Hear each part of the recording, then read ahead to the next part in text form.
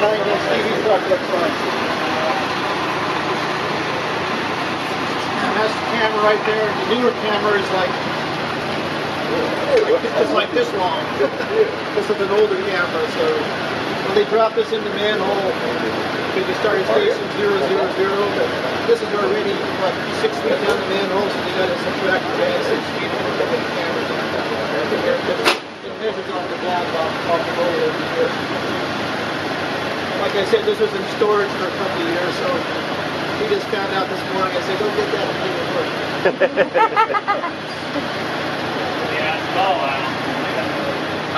No, brakes on. Now is this part of that? Yeah, everything you see here is the rest. So anyway, if you want to look at the truck first, what this is just a normal car. Oh yeah. Yeah, what's that? That's cool. There's a TV screen stuff inside. Whatever you see down here, you see on the TV screen when it's recording. You guys also have a crawler that's electric or something else? We got different wheels. Yeah, different wheels. It's also set up that you can go into a 6-inch size pipe, the smallest. You can go that's what you got. So if you're driving down and you have a station to start, you come to the service, you can turn and look, and that'll give you the footage for that service. You know, certified how many hours it goes out. It's used a lot for warranty inspections and stuff like that. From there you get your ASCO pipe ratings, whether the pipe's been cracked, you get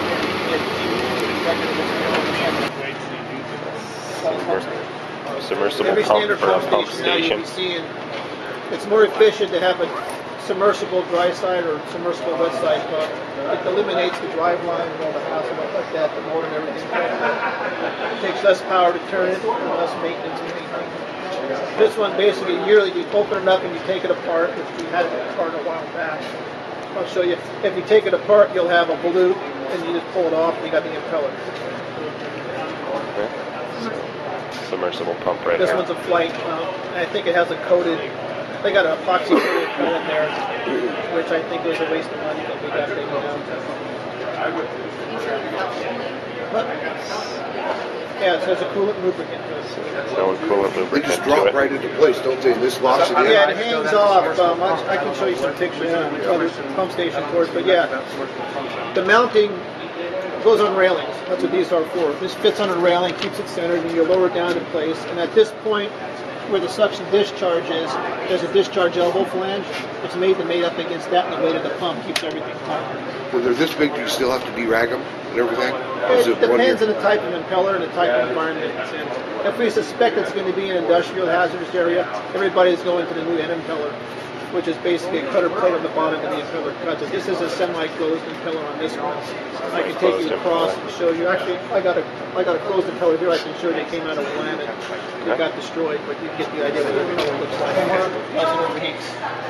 But it's not pulling in the raw water. It has to be. This is a total submersible. It's not a dry side. Dry side, we got a wet It's side. just a different style pump. You said that one was... That has a cooling jacket on it. So it doesn't have to be completely submerged. Yeah, it can either go dry side or wet Or side. wet side, okay. This is Just one. Just wet on this side. The previous one we looked at was wet or dry. So we're getting to see some of the pumps that are going on.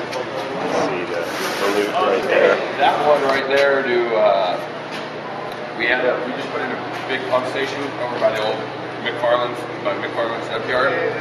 And before we put it into service, we picked the line, cleaned the line, and it came shooting out down here about 2 hours later. And then somebody had to go down about 60 feet to our main wet well retrieving station over here right before the headworks. And then go tie a rope around it. We use a crane to lift it up. Lift it up. It was kind of cool. Was that the plan? Yeah, that was the plan. How much? That's why it's wrapped up in Visqueen there, because it was hanging out in the sewer. So feel free to give it a hug.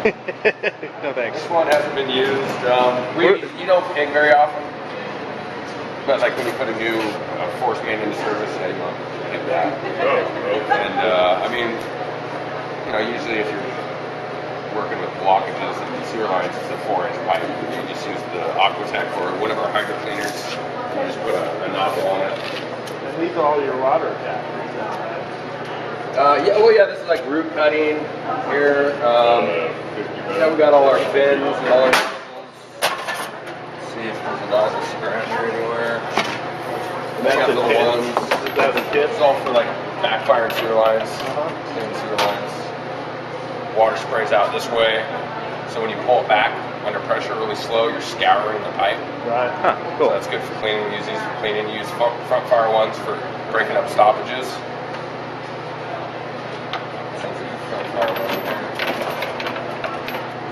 They're probably all in the So they truck. do have it. Even the backfire ones do have a little bit of a front fire on them. Don't they have a little hole in the front? Well, these ones just all spray All backwards. spray backwards. Yeah, you run it up the pipe quick Yeah, you let it go by just. and under lower pressure, and then when you're ready, once you clean sewer lines, you go to a downstream manhole and go up, and then from there, once you got your footages to the next stationing, which would be your upstream manhole, then you pull it back under higher pressure slowly. So you're pulling everything Blast the down. sides. So you start at the top of the system and work your way down until you've pulled all the debris down to a pump station, pretty much. So what's the range of pressure that is developed by, in general, what is the range of maximum operating cleaning water pressure that is developed by a hydrant cleaner during a total collection system cleaning from blank PSI up to blank PSI? That's a good question. I'll have a definite.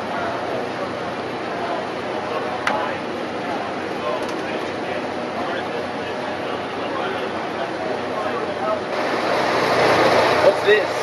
Centrifugal. You tell me. You know what that is. Pump Volute from Cornell Pump. from Cornell. And there's the impeller. That's a huge looking pump. Yeah, that's a big guy. That's a big boy. So they don't use droppers because they said it's just, it's old technology, they're cumbersome. Year's curriculum change, but we'll get there. Cut RBCs out. You guys just want to get rid of RBCs, don't you? You just hate trickling And filters Mannings. and RBCs and Mannings and everything that I force you to do. Anyway, this is what we use for basic manhole repairs and pond restoration. Anything bigger than that, it's cheaper to hire out than the person coming to do it, because the cost of operation and everything else is through the roof. And most of our guys can operate this small equipment just fine enough, and that's small enough to go up and down East Vince without tearing up people's property. That's one thing you got to be considerate. A good percentage of the sewer lines go through between houses and easements, and people don't realize this. And they build their deck on top of a manhole, and you go, "What's the problem?" Oh, yeah, I got to tear up your deck to go fix the manhole. So that's usually Tom's job. He likes doing that stuff. So you're well liked in the area. Yeah. That's just the standard for what goes on. Just a little glimpse of the equipment. We also have a one-ton boom truck. Goes underneath. Yeah, that goes underneath. Okay. And then if you have to use a rescuing, then you use the actual, like, large framed. Yes, which. This is what the lid Yep, sits this on. is right here. This is it. You just grout it in. And then you have, we use a company with the roads department, which is right over here, and they come and put asphalt around it. Okay, cool. We got 5 done yesterday. Oh, nice. And then you throw, once they do that, they throw oil on it, and you throw sand over the manhole. So, Okay. since I've been here, my 2 summers and then, once, a couple times. Yeah, the ones that drive over, oxygen and combustibles. And what percentage do you die when you have H2S? What is that? Is it? No, it's Anything 10 or above, that goes off. You just 10 or get above the is, hell out of here. Okay. You might not die, but You don't even know you're dead. Put it that way. it'll lull you to sleep. The one I was It smells using so was good. at right at 1 and 2. Is that an okay level? Yeah, H2S is one of these. Yeah, right. You're Doesn't probably it, bringing that right now. Actually, you're probably bringing a lot of CO2 than H2S. Yeah, smell it at first. When we were at the lift station, I was like, it's just at 1, 2 the whole time. He's like, oh, that's good. And if you're wearing one of these, don't put it right here because you'll breathe on it. And then the CO2 will go, beep, beep. Oh, I better get out. Something's wrong down here. Oh, dude, you got it right by your mouth. It's your mouth exhaust. Ask Kevin. It's your mouth exhaust. We test CO2, H2S, combustibles. There's 4. You can see there's 4 little spots on there. And it'll go off with like 10 parts per million H2S. Got it. 19.5 for oxygen. Yeah, 19.5 for oxygen. I think it's 15 for CO2. Okay. And 15 for CO2? yeah. And then I've never seen it go off for combustibles or explosives. I'm not sure. I mean, hopefully if there's any thing down there, It would it'll blow let like you it know. down there. We bring Ross because he's full of combustibles. Yeah. So this is what you wear. We got a whole bunch of these, and you got tester gas. All you do is put it in this little shield, this little capsule, hit a button, and it'll put the gas in there, and it'll calibrate it for you. Calibrate it. Oh, cool. Can I see that? Yeah. Fart around with it. That's cool. Let's see what else in action. I think, yeah. We're gonna split them That's the crane truck in there that we use to pull the submerged pumps. Try the other end. Is it changing? For all our little house pumpers. Try the other end. Close up. No. You got to blow into the tube. Are you alive? It's 0.08 and It's going off. Turn it a little When I bit. use that. 19. Oxygen went down. But this is it CO2 Where are or you it breathing says in? CO. Where are you breathing? I'm assuming right there. I know. You're breathing out carbon monoxide. And you got a problem. No, it's 0. Oh. Thank you very much. Tina's got some nasty breath. Good breath, Tina. Oh my God. What combustibles? Oh, explosives. Don't put my in your face. How much did you drink last night? I know. It says vodka? No, actually, the alarm that went off was O2. The O2 dropped low. Because you were Yep. breathing. But we have to clarify, that says CO. That's carbon Yes, it does. monoxide. It's carbon. Oh boy. So he says CO2, That's bad didn't he? news. Yeah. Yeah, that's a bad That's- deal. I think it's probably CO. Carbon monoxide is the bad one. Oh yeah, That's the one. That's the carbon monoxide. the deadly killer. That's the silent killer. Yeah. Puts you to sleep. Probably a lot of that out here. Whoa, right now. CO 1. What? Just now? It's probably because cars. You know. Oh, hey, go put it by the car. In the exhaust. Yeah, yeah, yeah. There you go. Let's go see what this. Yeah. Who's running?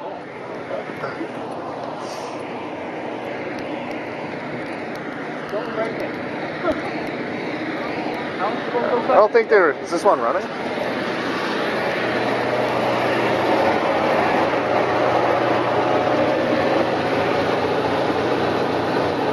Yeah, look at. Two. Cool. That's it. Put it closer. What do we got? No, get it right in. Nothing's weird. I don't think it is. I think that's just some other. Oh, is it? Was that a generator? Yeah, I think that's a generator. We'll put next to the generator then. Where's the generator? But you can smell the exhaust. Yeah. There you go. Look at that. There Oh it yeah. goes. Oh yeah. CO. Oh, 29. That means we're all gonna die. Shit. CO concentration's too high. Nope. Well, we can't be underneath the car, that's for sure. Now what's the play? This is cool.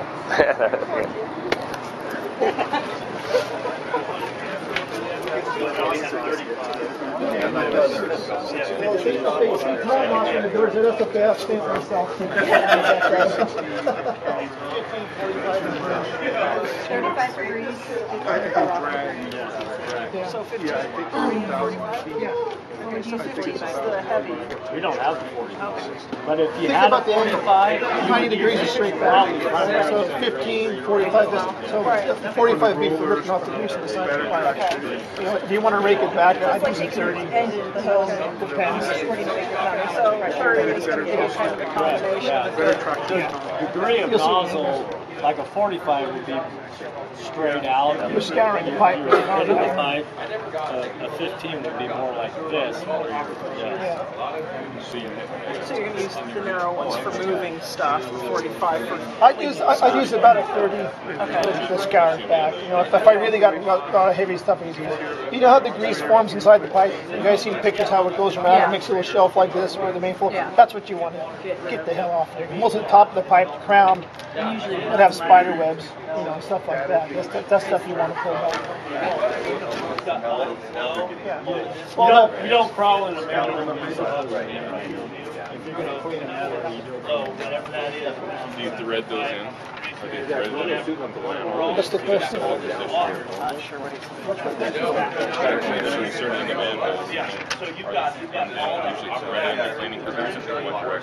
which way do you clean the manhole? You pull everything downstream. So you're always sending it upstream. Yeah, we send it upstream, we clean it downstream. Send it upstream, pull it downstream to clean. Starting at the downstream manhole, put it through all the way up, and you pull it down. You'll clean the lowest manhole in the system first. This way, you don't make bad reps. Let's say you're paying all this stuff and then surcharging behind you. So you got to know the layout of your system. You got to know where the greasy restaurants are. You got to know certain stuff before you even start to clean. There's certain areas that grease up more than others, just by design of manholes and flow dynamics. You know, they say you have a high flow velocity. Let's say you got the Marriott up here, grease ball, right? They do their laundry. A lot of people, a lot of EDUs, a lot of grease, right? Well, when they do their laundry, all that stuff gets liquefied. The grease is nice and smooth, right? It rolls down about 3 manholes and it hardens up down in front of Chevys or something, whatever the hell. That's where your problem's going to be right there. Or you have an instance where you have a high flow line with a lot of velocity, and if it's a drop manhole, you have all that flow coming down like this, and then you have a flat line coming in like this. Well, what happens is this flow hits this flow, backs this up, so that sewer just kind of sits there, goes out very slowly, and that'll grease up. So there's areas in any collection system that are like that. So that you need to clean more often. Some areas, With the high flow, you don't have to worry about it. with gray. Kind of almost sounds like the body. Certain areas and certain arteries tend to clog up more so than other parts. Grease is a big problem. How do you guys? We only do that if we suspect the problem. Okay. Which So would dye be, testing we do for dye suspect. testing basically like on a force main. Okay. Because you know a force main, let's say you got a good grade and you figure out it takes 2 pumps to get this slug of sewer up out of sewer. Okay. Once that's done, there should be sewer still in that force main. Uh-huh. So the next pump should be less than the first pump. So you should have an average of 30 seconds after you turn the pump on, it should come out. Okay. If you turn that pump on and it takes a minute, then apparently it's not leaking back in the wet well, it's coming out in the force main someplace. That's what we dye test. Okay. That's why you got guys walking around the hillside in the middle of the night looking for green. All right. So nighttime activity. That's basically how you find out about force mains. Okay. So good stuff. Yeah, they got green. It's bad stuff. A little bit of dust, you get that, you never get rid of it. Well, the dye testing, though, how does that detect leaks the same way? I mean, it has to come to the surface, right? Yeah. Okay, so that it does. This is a liquid dye? No, it's powder. Powder. It's green powder. We also use it in houses, too. If somebody says they're not hooked up with the sewer and they've been paying, we just dump it in their toilet, flush the toilet, go out and you see green line coming down the manhole. And you go, well, guess what? You know, we're doing that. All right. That's easy. Good. Okay. That was 10 years. Yeah. It's been about 10 years. All right. So And smoke it's only testing. done on a contingency basis. Like we might be doing it again because they just did a capacity management on this plant, Okay. right? And it's a wet weather management. So how much flow can you take during wet weather? You got a plant that's 55 to 60 MGD. It can take up to 90 on a wet weather flow like that storm we had last November. Okay. Doesn't blow by the plant. So they do a capacity management by going, since we're Tri-Cities, you have Oregon City, Tri-City, and Westland and Gladstone. You know pretty well much where the I&I is coming from because you have flow meters on each side. Not to pick on Oregon City, but you point your finger at Oregon City and say, well, they'll do a smoke test, find out they got I&I, and then they'll turn around and say, well, they'd rather give us money to expand the plant other than rip up their streets and redo their sewer system. So that's how stuff works. They use smoke testing for stuff like that, which kind of know that's what they say. All right. It's like kill people 3 times. Kill people, kill me, kill. Injure Howie. Bad safety record. No, we don't use this. When I first started working here, we had some here. It's all gone now. Every time I've gone, dangerous. But rotting machines, they can pull back heavier stuff than a, in fact, there's a picture in there, a rotting machine pulling back, school-sized rocks. Whereas we won't do unless we push out the other end with the other hydro cleaner.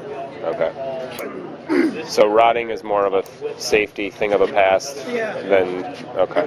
Because you can shoot, normally hydro cleaner, you can shoot 400 feet of line out there and pull back and just clean just as good, safer. Okay.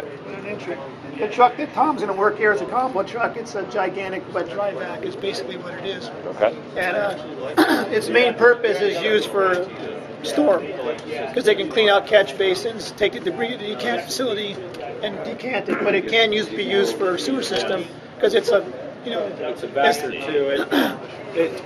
If we find a line with a lot of grit in it, a flat line, what happens in a flat line is you get grit, sewer and whatnot, it settles out because it's flat and it can't carry it. Okay. So every so often you got to go in there, jet it. And with this, it makes it nice because you have a sucker too. So as you're pulling your nozzle back, bringing all that grit back, you got your vacuum going too, and it's sucking all that grit out of there. Sounds like a dentist when you got the sucker in your mouth and then they squirt your mouth and then suck it right out. Buckets, shovels, little cut-off shovels, Put in there. All right. We still do that sometimes. All right.